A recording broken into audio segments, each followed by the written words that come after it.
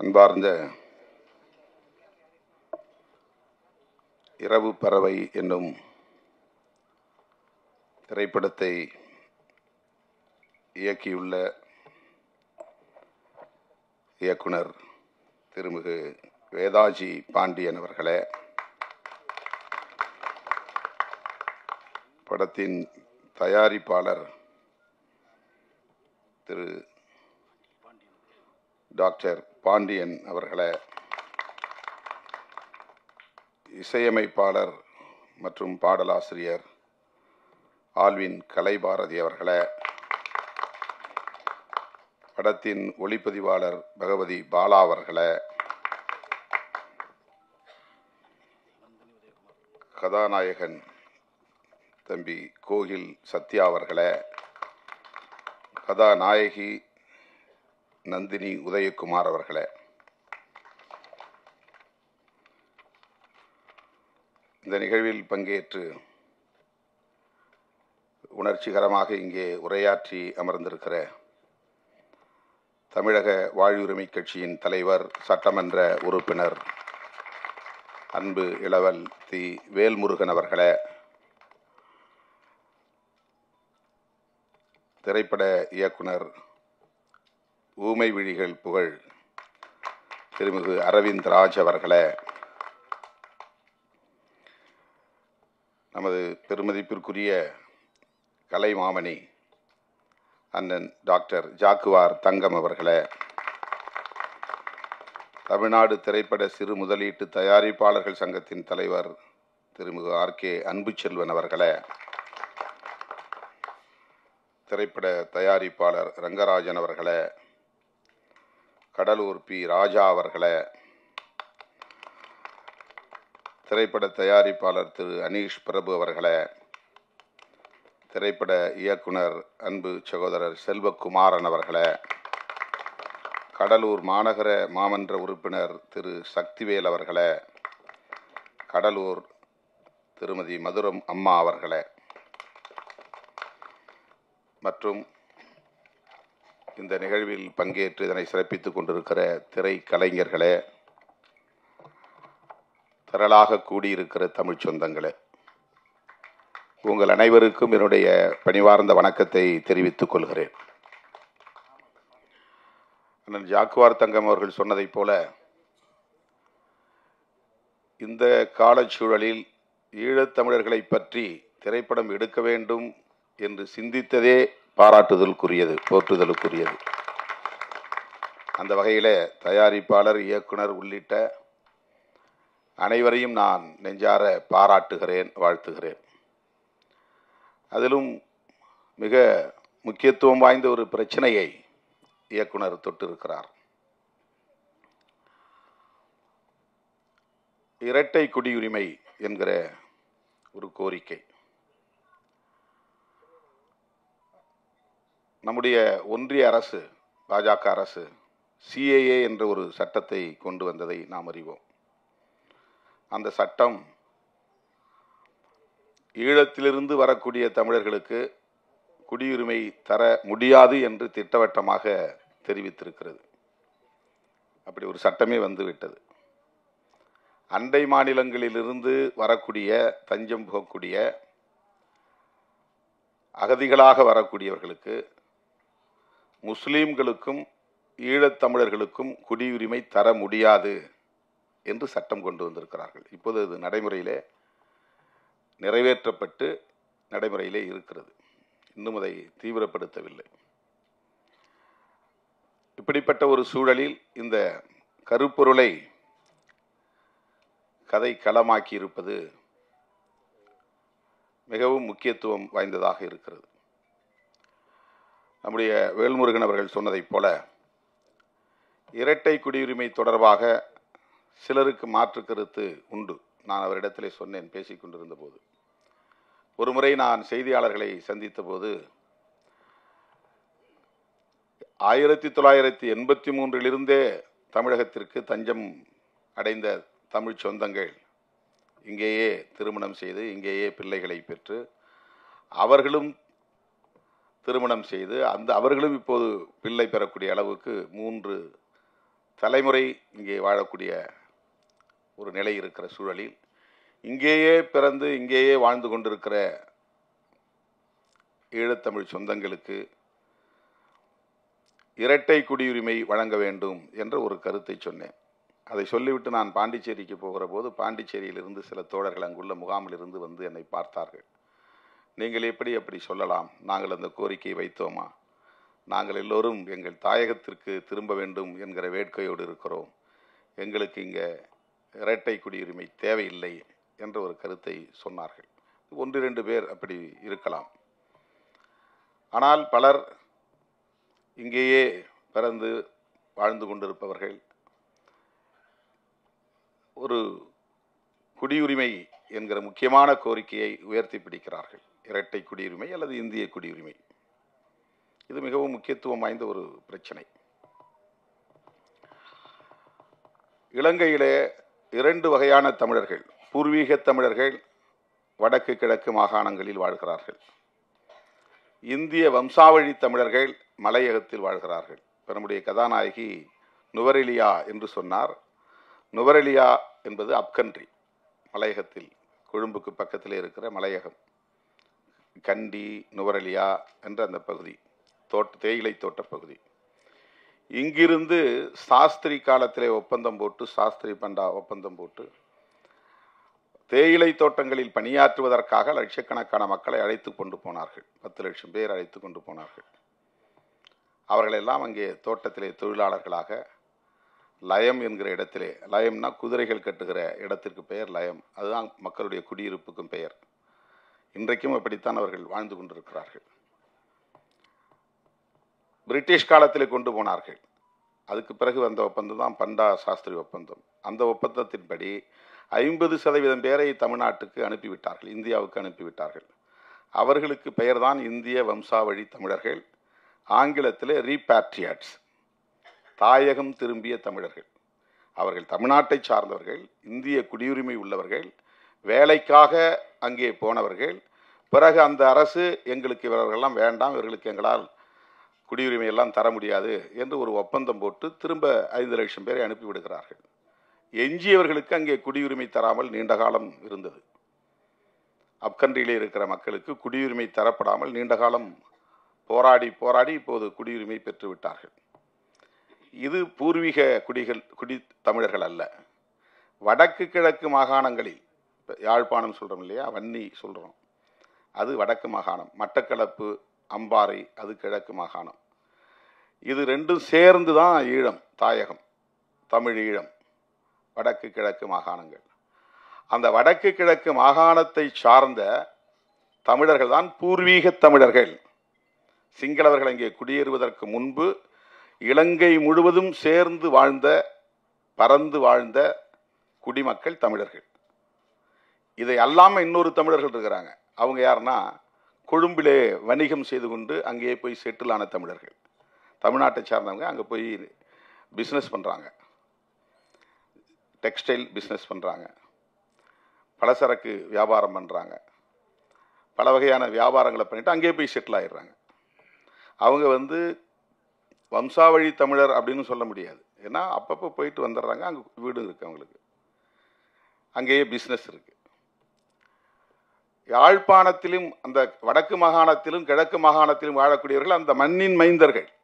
நம் நாடு பூகம்பத்தால் 2ஆ பிளந்த போது லெமுரியா கண்ணு அழிஞ்சு போச்சுன்னு சொன்னாங்க இல்லையா, அழிஞ்சது போக எஞ்சிய பகுதி தான் தீவாக இருக்குது.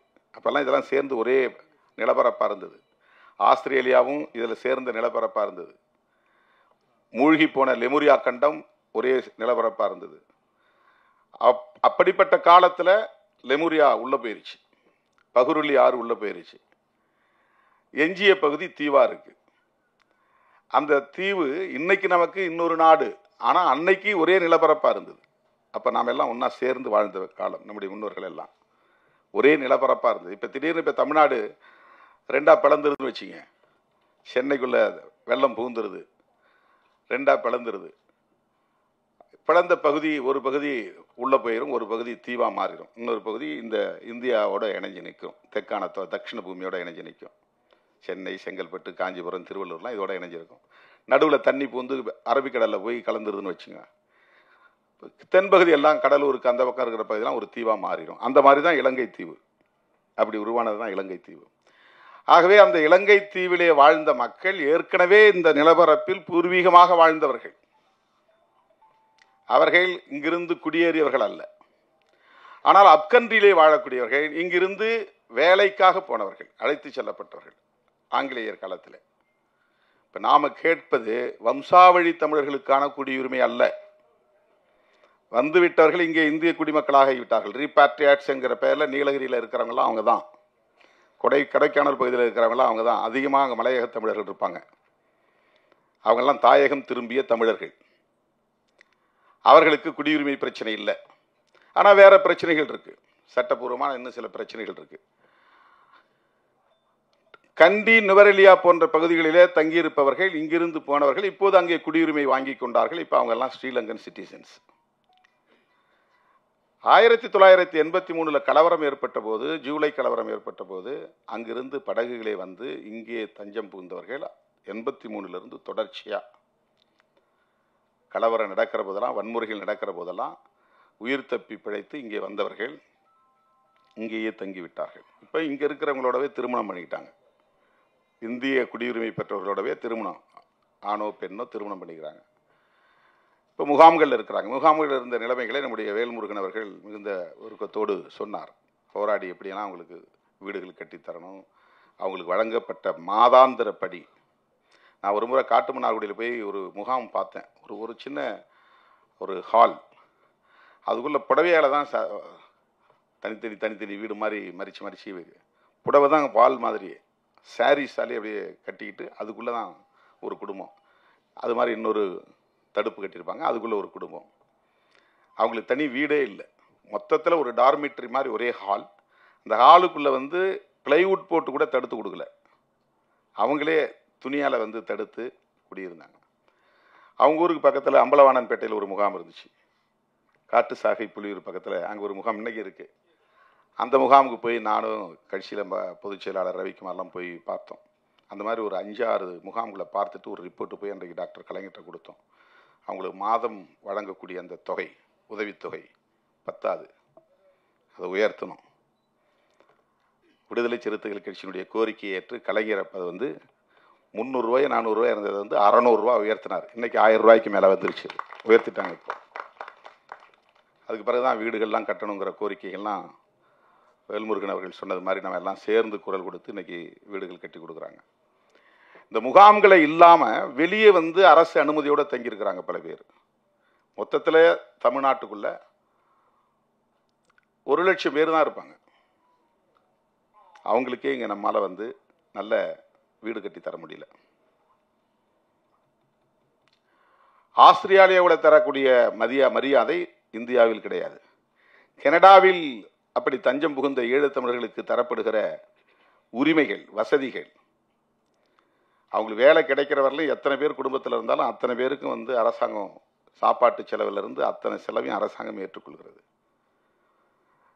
இங்கிலாந்தில் அந்த மாதிரி. இங்கே புலிகளோடு தொடர்பில் இருந்தால் தூக்கி அடிச்சிடறான், அங்கே புலிகளோட தொடர்பில் இருந்தால் குடியுரிமையை தரான்.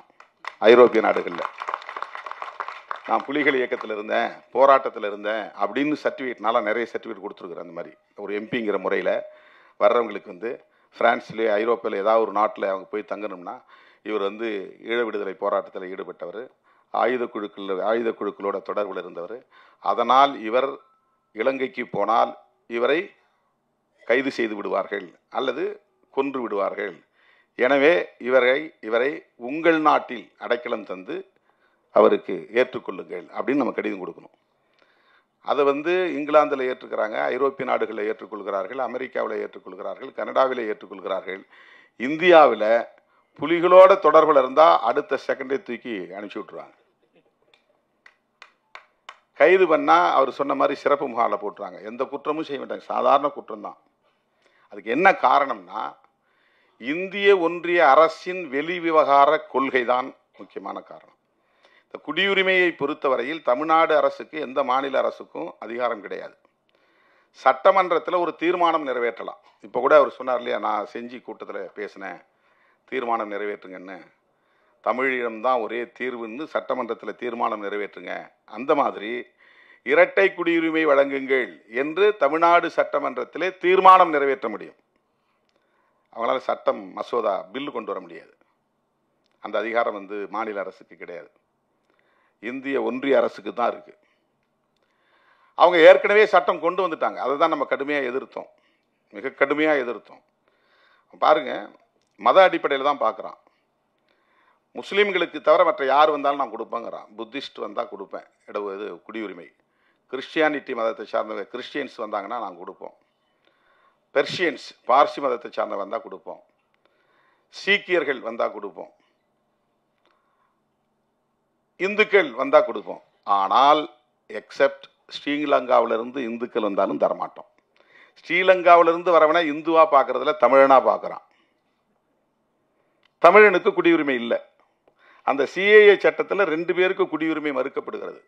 ஒன்று இஸ்லாமியர்கள், இன்னொன்று தமிழர்கள். இது எவ்வளவு பெரிய ஓரவஞ்சனை! இதுதான் மத சார்பு நடவடிக்கைங்கிறது. இப்போ ஒரு மதத்துக்கு சார்பாகவோ ஒரு மதத்துக்கு எதிராகவோ அரசு இயங்கக்கூடாது என்பது தான் செக்யூலரிசம்ங்கிறது. அதுதான் கான்ஸ்டிடியூஷன் சொல்லுது. இப்போ சிஏஏங்கிற சட்டம் இயற்றப்பட்டாச்சு, அது நடைமுறைக்கு வரப்போகுது, தீவிரமாக வரப்போகுது. இன்னொரு முக்கியமான செய்தி என்னன்னா, நாம் பல மாநாடுகளில் தீர்மானம் நிறைவேற்றிருக்கிறோம். யூஎன் சார்ட்டர் ஃபார் ரெஃப்யூஜிஸ் அப்படின்னு ஒரு ஐநா பட்டயம் ஒன்று இருக்குது. உலக நாடுகள்லாம் அந்த ஐநா பேரவையில் உறுப்பு நாடுகளாக இருக்கிறவங்கலாம் சேர்ந்து ஒரு ஒப்பந்தம் போடுவாங்க ஒவ்வொரு விஷயத்துலையும். ஹியூமன் ரைட்ஸ் கவுன்சில் தனியாக இருக்குது ஜெனீவாவில். அந்த மாதிரி குழந்தைகளுக்கு தனியாக ஒரு அலுவலகம் இருக்குது. உலக நாடுகள் ஐநா அலுவலகம். பெண்களுக்கான பிரச்சனைகளை கவனிக்கிறதுன்னு ஒரு அலுவலகம் இருக்குது. நியூயார்க்கில் இருக்கிறது செக்யூரிட்டி கவுன்சில். அதுதான் அரசியல் தலைவர்கள், பெரிய தலைவர்கள்லாம் போய் உட்காந்து பேசுகிற இடம். இப்போ ஜெனீவாவில் இருக்கிறது இப்போ நம்மளை மாதிரி ஆள்லாம் போய் பேசலாம். நாம் அனுமதி வாங்கி நம்ம போனால் ஒரு 2 நிமிஷம் 3 நிமிஷம் பேசலாம். ஒரு முறை நானும் போய் பேசியிருக்கிறேன். அது யூஎன் ஹியூமன் ரைட்ஸ் கவுன்சில். அந்த மாதிரி ரெஃப்யூஜிஸ்க்குன்னு ஒரு ஃபோரம் இருக்குங்க. ரெஃப்யூஜின்னா அகதிகள், ரீபேட்ரியாட்ஸ்னா தாயகம் திரும்பியவர்கள். இந்த ரெஃப்யூஜிஸ்க்கு உலக நாடுகளில் யார் தஞ்சம் கேட்டாலும் அவங்களுக்கு கொடுக்கணும், எந்த நாடும் மறுக்கக்கூடாது. போர் காரணத்தினால புலம்பெயர்வாங்க, இயற்கை சீற்றம் காரணமாக புலம்பெயர்வாங்க, வறுமை காரணமாக புலம்பெயர்வார்கள். இப்படி ஏதாவது காரணங்களால் டிஸ்பிளேஸ்மெண்ட், ஒரு நாட்டில் இருந்து இன்னொரு நாட்டுக்கு புலம்பெயர்து. அந்த நாட்டுக்கு தஞ்சம் புகிற போது அவங்கள ரிஜெக்ட் பண்ணக்கூடாது, அவங்கள வரவேற்கணும். வரவேற்று அவர்களை மனிதர்களாக நடத்தணும், அவங்களுக்கான வாழ்வாதாரங்களை உறுதிப்படுத்தணும். அவங்களுடைய கல்வி, அவங்களுடைய சுகாதாரம், அவங்களுடைய மருத்துவம், அவர்களுக்கான வேலை வாய்ப்பு எல்லாவற்றையும் உத்தரவாதப்படுத்த வேண்டும் அப்படிங்கிறது தான் யூஎன் சார்ட்டர். அது உலக நாடுகள்லாம் ஒன்றா சேர்ந்து உருவாக்கி இருக்கிற ஒரு சார்ட்டர். சார்ட்டர்னா அது ஒப்பந்த பத்திரம் மாதிரி, ஒப்பந்த பட்டயம். அது அதுல கையெழுத்திடாத நாடு இந்தியா. மற்ற நாடுகள்லாம் கையெழுத்திட்டு இருக்கிறாங்க. ஏன்னா இவனுக்கு அண்டை மாநிலங்களிலிருந்து நிறைய உள்ள நுழையிறாங்க. அவங்களெல்லாம் இங்கே வச்சுக்கிட்டு எங்களால் இடம் கொடுக்க முடியாது, உரிமைகள் தர முடியாது. அந்த மாதிரி புலம்பெயரக்கூடியவர்களை உள்வாங்க முடியாது, ஏற்றுக்கொள்ள முடியாதுங்கிற நிலைப்பாடு அந்த காலத்திலிருந்து இருக்கு, இன்னமும் இருக்கு. இப்போ நம்முடைய கோரிக்கைகளில் யூஎன் சார்ட்டரில் இந்தியன் கவர்மெண்ட் கையெழுத்து போடணும் அப்படின்னு நம்ம சொல்கிறோம், தொடர்ந்து வலியுறுத்திட்டு இருக்கிறோம். இன்னமும் நம்ம வலியுறுத்தணும். ரெஃப்யூஜிஸ் நம்ம நாட்டில் மட்டும்தான் கிரிமினல்ஸ் மாதிரி நடத்துகிறாங்க. வெல்முருகன் அவர் சொன்னார் பாருங்க, 6 மணிக்கு மேலே ஆள் காணுன்னா கியூ பிரான்ச் அங்கே போய் நிற்பான். ஒவ்வொரு முகாம்லையும் இப்போ தான் கொஞ்சம் லேசாக ரிலாக்ஸ் பண்ணியிருக்காங்க. வெளியே வந்தால் கியூ பிரான்ச்சில் சொல்லிட்டு தான் வெளியே வரணும் முகாமில் இருந்து. இங்கே ரெடில்ஸ் பக்கத்தில் ஒரு முகாமுக்கு நான் பலமுறை போயிருக்கிறேன். பாதிக்கப்பட்டவங்களுக்கு போய் அரிசி பருப்புலாம் கொடுத்துட்டு வந்துருக்குறோம், போர்வெல்லாம் கொடுத்துட்டு வந்துருக்கோம். அவங்க சொல்லும்போது நமக்கு அப்படியே ரத்த கண்ணீரே வடிக்கும். பல இடங்களில் அந்த முகாமுக்குள்ளே போய் பார்த்துருக்கோம். அவங்க வசிக்கக்கூடிய இடங்கள்லாம் அவ்வளவு மோசமாக இருக்கும். நம்ம நாட்டுக்குள்ளே நம்ம தொப்புள் குடிங்கிறோம், நம்ம சொந்தங்கிறோம், நம்முடைய ரத்த பந்தங்கிறோம், குருதி உறவுங்கிறோம். ஆனால் அவங்களுடைய வாழ்நிலைங்கிறது அவ்வளவு பேரவலம் நிறைந்த ஒரு வாழ்க்கை. இதுக்கு என்ன காரணம் அப்படின்னு சொன்னால், இந்திய ஒன்றிய அரசு அகதிகள் தொடர்பாக என்ன கொள்கையை கொண்டிருக்கிறது, நிலைப்பாட்டை கொண்டிருக்கிறது என்று பார்த்தால் உலக நாடுகள் செய்வதை போல் இது செய்யவில்லை. ரெஃப்யூஜிஸ்க்கு வந்து நல்ல முறையாக ட்ரீட் பண்ணுறதில்ல. அப்படி ஒரு கொள்கையை இவங்க வச்சிருக்கிறாங்க. இப்போதான் இந்த சிஏஏ சட்டத்தில் நீ பாகிஸ்தான்ல இருந்து வந்தாக்க முஸ்லீமாக இருந்தால் கிடையாது, இந்துவாக இருந்தால் உண்டு, கிறிஸ்டியனா உண்டு. சீனாவில் இருந்து வந்தாலும் அதே தான் கிரைட்டீரியா. இலங்கையிலிருந்து வந்தால் யாருக்கும் இல்லை. இலங்கையில் 2 பேர் தான் தமிழர்கள் தான் வராங்க, சிங்களவர்கள் இங்கே வர போகிறதில்ல. 2 தமிழர்கள் யார்? இந்து தமிழர் இல்லைனா இஸ்லாமிய தமிழர். கிழக்கு மாகாணத்தில் இருக்கிறவங்க இஸ்லாமியர்கள், வடக்கு மாகாணத்தில் இருக்கிறவங்க இந்துக்கள் நிறைய இருக்காங்க. இந்துவாய் இருந்தாலும் நீ தமிழனாய் இருந்தால் உனக்கு குடியுரிமை இல்லை. இதுதான் இந்திய அரசின் நிலைப்பாடாக இருக்கிறது. இதைத்தான் நாம் எதிர்க்கணும். உண்மையான தமிழ் தேசியம் இதை கண்டிப்பதில் தான் இருக்கிறது. வெறும் திராவிட அரசியலை எதிர்ப்பதில் கிடையாது. அது வந்து உள்ளபடியே பெரிய டைவர்ஷன்.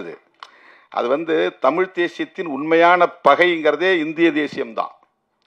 இந்திய தேசியத்தை எதிர்க்காம தமிழ்நாட்டுக்குள்ள இருக்கிற சில திராவிட கட்சிகளை ஏற்றுக்கிட்டு இருந்தோம்னா நம்ம ஒட்டுமொத்த தமிழ் சக்திகளையே விரயமாக்குறோம்னு அர்த்தம், திசை திருப்புறோம்னு அர்த்தம்.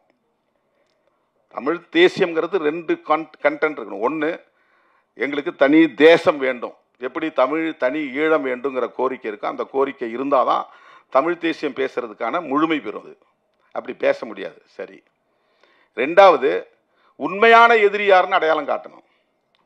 உண்மையான எதிரி எந்த மொழிவழி தேசியத்தையும் ஏற்காத இந்திய தேசியம்தான். இந்திய தேசியத்தை பற்றி எதுவுமே பேசாம, அங்க ஆதிக்கம் செலுத்தக்கூடியவர்களை பற்றி எதுவுமே பேசாம, சிஏஏ சட்டம் கொண்டு வந்திருக்கிற அந்த ஆட்சியாளர்களை பேசாம நாம நமக்குள்ள விமர்சனம் பண்ணிக்கிட்டு இருந்தோம்னா இது மொத்தத்தில் திசை திருப்புகிற ஒரு அணுகுமுறையாக தான் அமையும். ஆகவே ஈழத்தமிழர்களுடைய பிரச்சனையை நாம் பேசுகிற போது அது தமிழ் தேசியத்தில் ஒரு அங்கம்தான். ஈழத்தமிழர்களின் நலன்கள் குறித்து நாம் பேசுகிறோம் என்றால் தமிழ் தேசிய அரசியலில் அதுவும் ஒரு முக்கியமான பகுதி. இப்போ அவங்களுடைய நலன்கள் என்பது அவங்களுக்கு எங்களுக்கு மாதிரி பரிதாபத்தின் அடிப்படையில் சில வசதிகளை செஞ்சு கொடுங்கிறது அல்ல. அவங்களுடைய நலன் ஒன்று தான், தமிழ் ஈழம். அந்த தமிழ் ஈழத்தை நாம் முழுமையாக ஆதரிக்க வேண்டும், அதை வரவேற்க வேண்டும், அதை வலியுறுத்த வேண்டும், அதை இறுதி வரையில் வலியுறுத்த வேண்டும். அதற்காகவே தொடர்ந்து நாம் போராட வேண்டும். இது ஒரு சின்ன ரிஃபர்மேஷன் மாதிரி. என்னன்னா அங்கேருந்து இங்கே வந்துட்டாங்க, இனிமேல் இவங்களால் அங்கே போக முடியாது, போகிறதுக்கான சூழல் இங்கே இல்லை.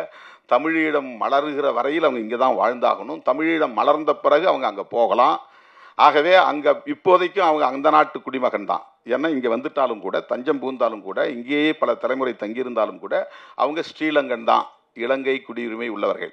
அப்போ இங்கேயும் நீ குடியுரிமை பெறலான்னு சொல்லும்போது 2 குடியுரிமை ஆயிடுது. இரட்டை குடியுரிமை அப்படிங்கிறது அதான் பொருள்.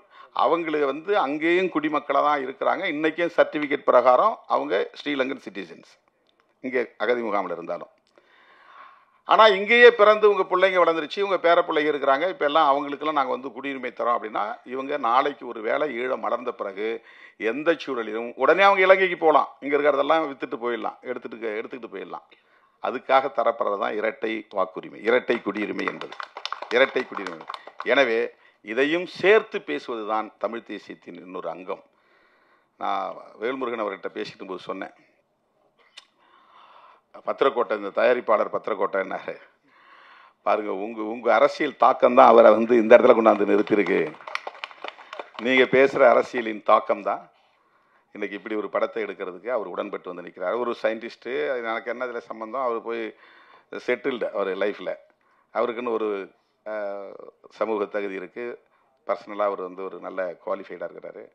அது நமக்கு என்ன சம்பந்தம்ன்ட்டு அவர் பாட்டு ஒதுங்கி இருக்கலாம். ஆனால் ஈழத்தமிழர்களுடைய பிரச்சனையில் வேதாஜி பாண்டியன் அவர் பாருங்க, ராமநாதபுரத்துக்காரர், ஆனால் கடலூருக்கு அவ்வளோ அருமையான ஒரு பாடலை தன்னுடைய படத்திலே வைத்திருக்கிறார். ரொம்ப ரொம்ப ஹிட் ஆகக்கூடிய ஒரு பாடல், ரொம்ப ரொம்ப அருமையாக இந்த பாடல் கொண்டாடப்படும். அவ்வளோ சிறப்பாக பாடல் நம்ம ஆல்வின் பாரதி, கலை பாரதி எழுதியிருக்கிறாரு, இசையும் நல்லா அமைச்சிருக்கிறாங்க. இதில் படத்தை முழுசாக பார்த்தா தான் நம்ம இந்த படத்தினுடைய அருமைகளை இன்னும் விரிவாக பேச முடியும். என்றாலும் கூட இந்த கருப்பொருள் மிகவும் பாராட்டுதலுக்குரியது. வேதாஜின்னோடனே எனக்கு ஒரு நெருடல் இருந்துச்சு. வேதம்னு வேற இருக்குது, ஜின்னு வேற இருக்குது. என்னங்க இது என்ன நீங்கள் நேதாஜி மாதிரி வேதாஜின்னு பேர் வச்சுருக்கிறீங்க, என்ன விஷயம்னு கேட்டேன். இல்லை எங்கள் அப்பா பேர் வேதமணின்னாரு. Very good. அப்போ வேத பாண்டியன், நீங்கள் வேதமணி பாண்டியன். பாண்டியன் தான் அவருடைய இயற்பெயர். ஜி இருந்தாலும் வேதம் இருந்தாலும் அவர் தமிழ் தேசிய உணர்வாளர், தமிழ் பற்றாளர். ஈழத் தமிழர்களுக்காக சிந்தித்து ஒரு படத்தையே தன்னுடைய சொந்த முயற்சியில் இதை தயாரித்திருக்கிறார் அல்லது இயக்கியிருக்கிறார் என்பது பெருமை அளிக்கிறது. அவருடைய முயற்சிகள் வெற்றி பெற இந்த குழுவினர் தொடர்ந்து இன்னும் அடுத்தடுத்த படங்களை நீங்கள் சேர்ந்து செயல்படணும். இதே தயாரிப்பாளர், இதே இயக்குனர், இதே இசையமைப்பாளர், இதே திரைக்கலைஞர்கள் எல்லாம் ஒன்றா சேர்ந்து, ஏன்னா உங்களுக்கு ஒரு நல்ல விஷன் இருக்குது, ஒரு பார்வை இருக்குது, தமிழ் தேசிய பார்வை இருக்கிறது. அந்த அடிப்படையிலே அடுத்தடுத்த படங்களை நீங்கள் இன்னும் தமிழ் சமூகத்திற்கு உருவாக்கி தர வேண்டும், படைத்து தர வேண்டும். அதில் மாபெரும் வெற்றியை பெற வேண்டும். அண்ணன் ஜாக்குவார் தங்கம் அவர்களை பற்றி ஒரு வார்த்தை. அவர் மிக தீவிரமான தமிழ் பற்றாளர், தமிழர் என்கிற உணர்வுள்ளவர். எந்த மேடையிலும் தமிழன் வென்றே தீருவான் என்று உரத்து முழங்கக்கூடியவர். வேல்முருகன் அவர்கள் சொன்னதை நான் வழிமொழிகிறேன். நாங்கள் உங்களுக்கு பாதுகாப்பாக இருப்போம், நீங்கள் எங்களுக்கு பாதுகாப்பு. நான் உங்களை உடனே டிஜிபிட்ட அழைச்சிட்டு போய் உங்களுக்கு கட்டாயமாக ஒரு பிஸ்டல் வாங்கி தர்றதுக்கு உரிமம் நானும் வேல்முருகன் அவர்கள் நிச்சயமாக உங்களை அழைச்சிட்டு போய் அதிகாரிகிட்ட பேசி உங்களுடைய பாதுகாப்பை உறுதிப்படுத்துவோம். அதெல்லாம் யாரும் உங்களை, நீங்களே பெரிய போராளி தான். ஜாக்குவார்னா என்ன அர்த்தம் தெரியுங்களா? ஜாக்குவார்னா சிறுத்தைன்னு அர்த்தம். நீங்க சிறுத்தை தங்கம். ஜாக்குவார்ங்கிறது வந்து உண்மையிலே அது சிறுத்தைன்னு தான் அதுக்கு பொருள். டைகர்னா புலி, லயன்னா சிங்கம். ஜாக்குவார் அப்படின்னா சிறுத்தை. ஏன்னா அவ்வளவு ஃபாஸ்ட், அது பயங்கர ஸ்பீடு. இவர் சண்டையில் அப்படி தானே ஸ்பீடாக பண்ணுவார். அதனால தான் அவருக்கு ஜாக்குவார் தங்கம். ஆமாம். இப்போ அவருக்கு வயசு 70க்கு மேலே ஆகுது. எப்படி இருக்கார் பாருங்க. 73 வயசாகுது. அப்படி வந்து அவர் இதெல்லாம் ஆக்ஷன்லாம் பண்ணும்போது நான் மிரண்டுட்டேன். ஒரு 2-3 வீடியோ போட்டு காட்டினார் வீட்டில் போயிட்டு. ஐயோ அப்பா என்ன ஆளை விடுங்க, நான் கிளம்புறேன், எங்களால் ஒரு சின்ன யோகா கூட இப்படி பண்ண முடியாது. அப்படி வந்து அதனால் உங்களுக்கு வந்து நம்முடைய இளவல் வேல்முருகன் அவர்கள் சொன்னதை நான் வழிமொழிகிறேன். உங்களுக்கு எந்த அச்சுறுத்தலும் இங்கே இருக்காது. நாம் எல்லாம் தமிழர்கள் அத்தனை பேருமே ஒருவருக்கொருவர் பாதுகாப்பாகத்தான் நாம் இருப்போம். அந்த வகையில் அண்ணன் ஜாக்குவார் தங்கம் அவர்களை இந்த நேரத்தில் நான் வாழ்த்தி பாராட்டி, இந்த படக்குழுவினரை நெஞ்சார பாராட்டி வாய்ப்புக்கு நன்றி கூறி முடிக்கிறேன். நன்றி, வணக்கம்.